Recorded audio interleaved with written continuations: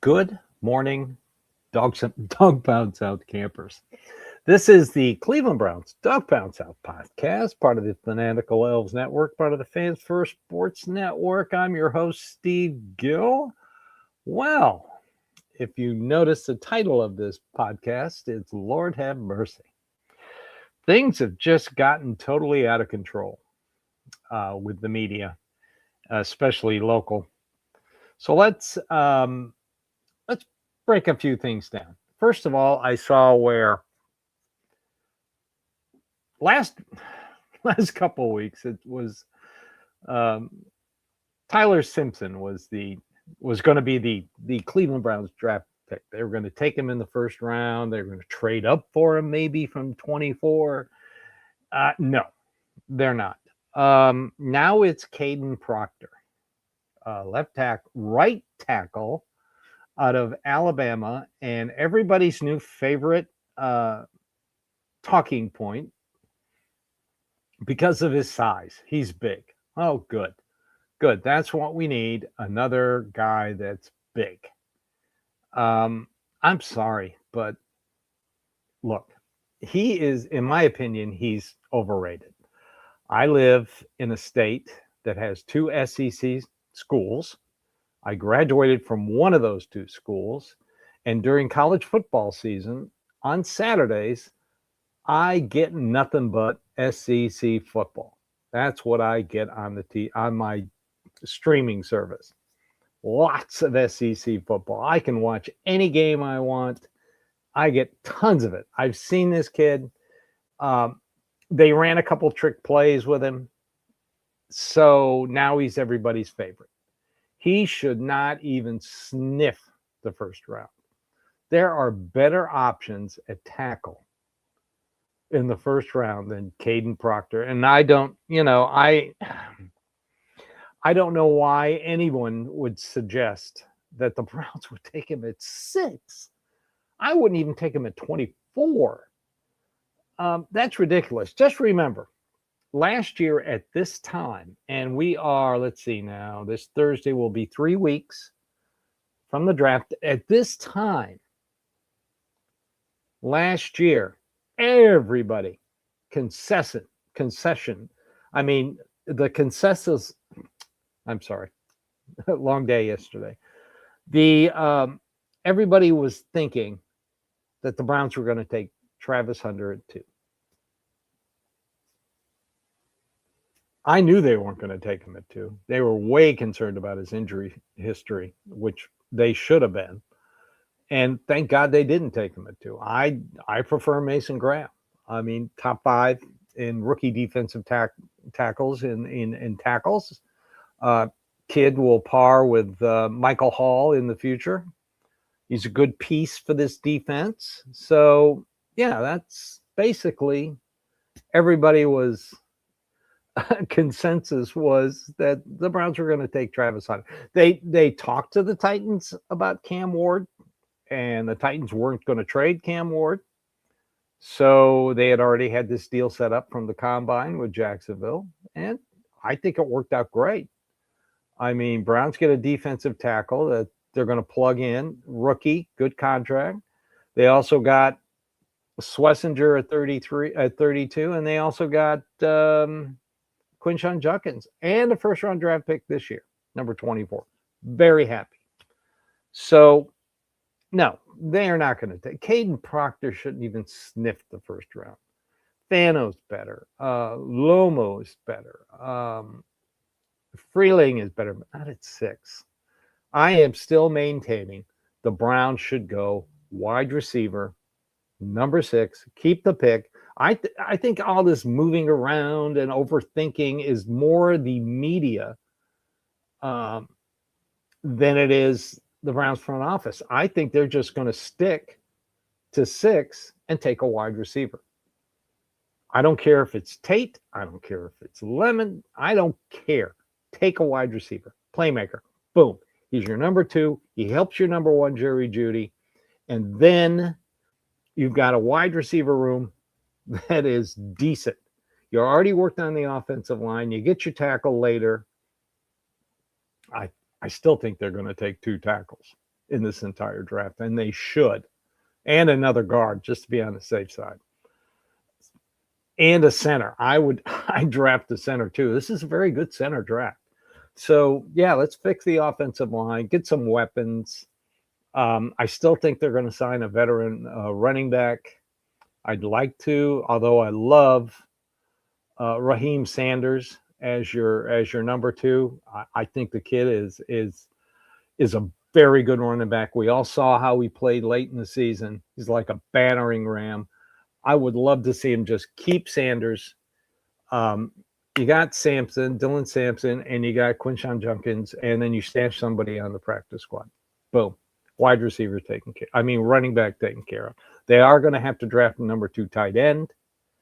I am still, and I am an Ohio State fan, but I'm a Vanderbilt graduate, and everybody's saying, well, what about Eli Sowers, the all SEC Vandy wide receiver? He's basically Harold Fannin. I want an inline. I want Max Clare. I'll just be honest. I want Max Clare, Ohio State. Guy's big enough to block, big enough to run routes. He can be a weapon for whoever the quarterback is. All right. So what else is driving me crazy this week? Well, we are still talking about trading Myles Garrett. Look, it's not going to happen this year. Yes, they changed the verbiage in his contract. And yes, the benefit for the Browns salary cap wise does not happen until 2029. But if they were to do it, it would be a June 1st trade. Now, pre-June 1st trade, his dead money would still be $41 million. So it's not going to happen before the draft. I don't think it's going to happen at all this year. It gives them the leverage and the freedom if Myles Garrett calls it, goes around talking about wanting to be traded next year. He is going to be 30 years old. You could potentially get another 10 years out of him, but you don't want to get another 10 years out of him because as he gets older, he will get less effective. But this gives you the freedom to do it. Now, if the Browns are going to trade him, the best time to do it would be during the 2028 league year. I said this Thursday night. They would save $21 million and the dead cap would only be 8.7. That's when it comes the most advantageous to trade him. Right now, you trade him before the draft, you're going to have a $41 million dead cap. After the draft, it's only $15 million. But why would you go ahead? Why would you trade after the draft if you want to take advantage of his value? And his value is going to be greatest prior to a draft. And it's not going to happen this year. So just let's stop talking about that. Anyway, and I keep hearing people say the Browns need to just concentrate on getting great players. Great players make great teams. Well, you got your greatest player and you want to trade him. Makes no sense. Anyway, who are you going to replace him with? There is no player in this draft that will even come close to the production of Myles Garrett. So let's just forget about it for this year. Let's take a quick break. All right, the other thing I saw the other day is we're still on this Deshaun Watson is going to compete for the starting quarterback in 2026 for the Cleveland Browns. Look, I've been told Tom Moken is going to look at him. Sure, you have to. It's due diligence. He doesn't know how he's practiced. He doesn't know how his rehab's going in practice situations. So he's got to take a look at it. It makes perfect sense for him to take a look at it. But we're talking about a quarterback who has had 2 Achilles tears, one right after the other, 3 ACL injuries, and a reconstruction shoulder. I just don't see it. The guy was for all his highlight reel stuff, when he was healthy, he got sacked a lot. Um, he got sacked a whole hell of a lot. They traded for him in 22. He sat out 2021. In 2020, he set a records for touchdown passes and for completion percentage and for sacks.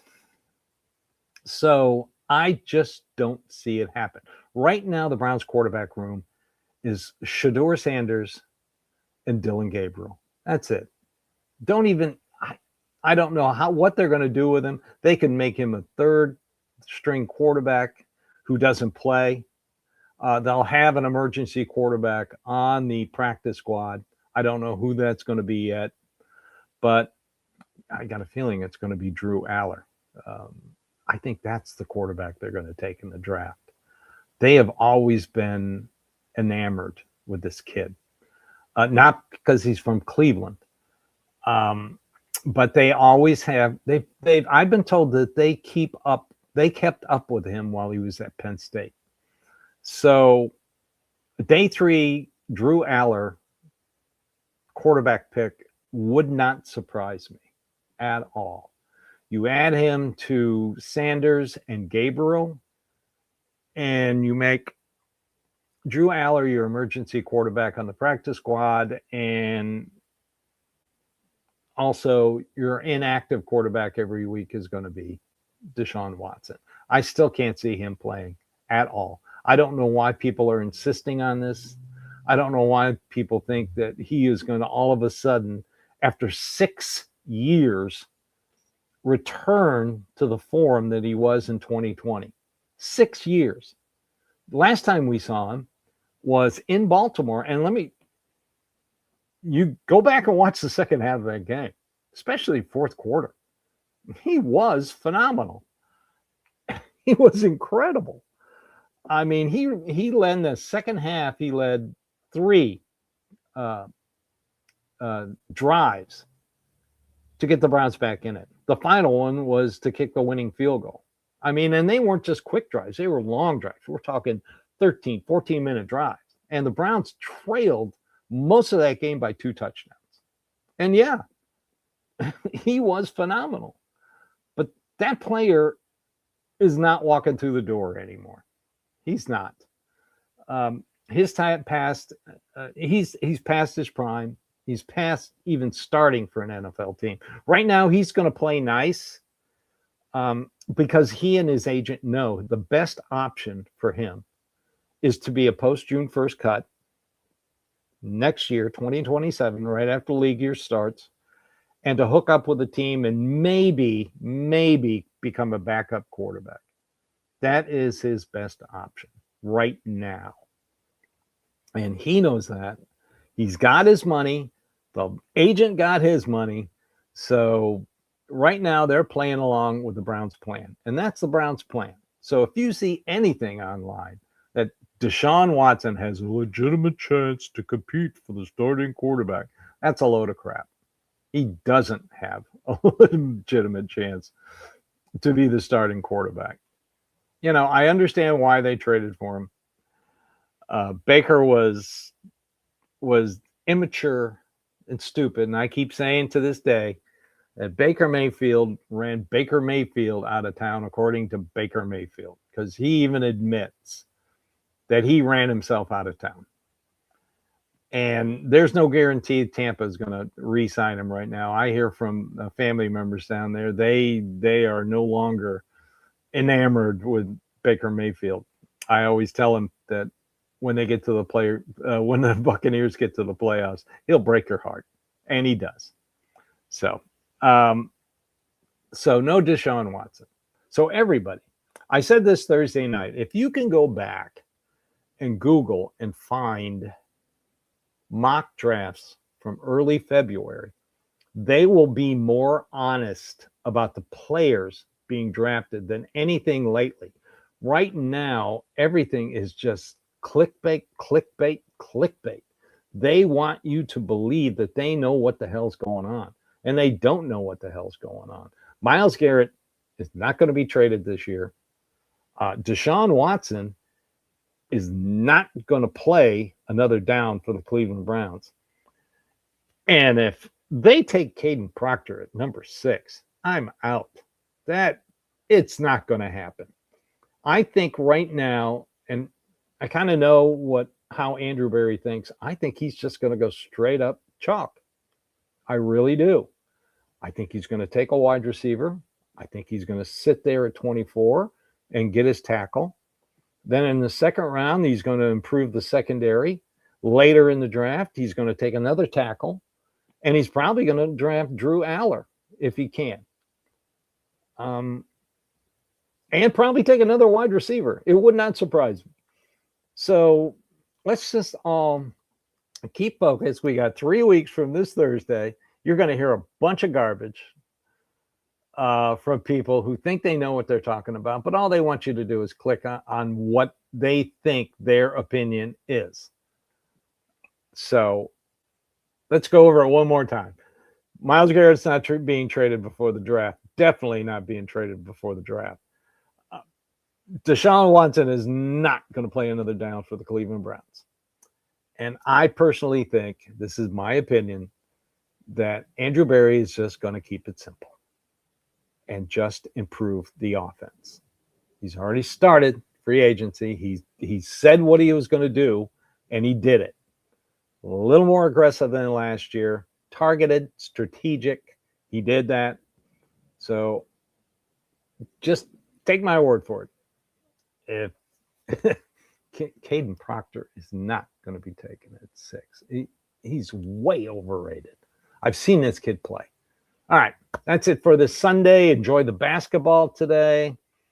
2 of the programs I hate the most, Michigan and Tennessee play.